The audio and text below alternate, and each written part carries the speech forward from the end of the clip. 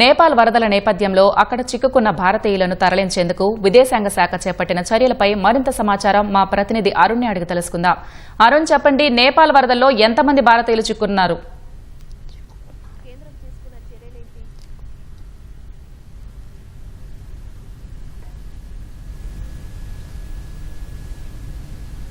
ఇప్పటి వరకు 288 మంది భారతీయులకు సంబంధించినటువంటి సమాచారం లభించలేదని, వారు ఆచూకీ లభించడం లేదని చెప్పి భారత విదేశాంగ శాఖ అధికార ప్రతినిధి రణదీప్ జైస్వాల్ కొద్దిసేపు క్రితం అధికారిక ప్రకటన చేశారు. ప్రధానంగా రీలో హైడ్రో పవర్ ప్రాజెక్ట్ లో పనిచేస్తున్నటువంటి భారతీయులు, ముఖ్యంగా తమిళనాడు, పశ్చిమ బెంగాల్ చెందినటువంటి వారు ఉన్నారని, వీరితో పాటుగా తమిళనాడు, పశ్చిమ బెంగాల్ చెందినటువంటి పర్యాటక బృందాలు కూడా దీంట్లో ఉన్నట్లుగా రణదీప్ జైస్వాల్ వెల్లడించారు.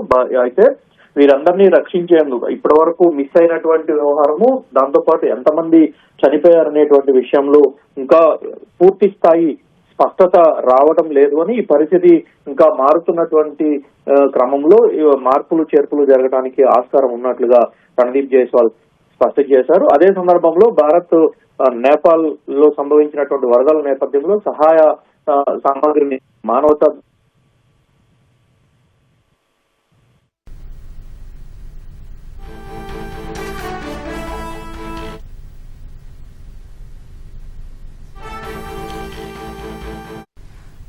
ధన్యవాదాలు అరుణ్.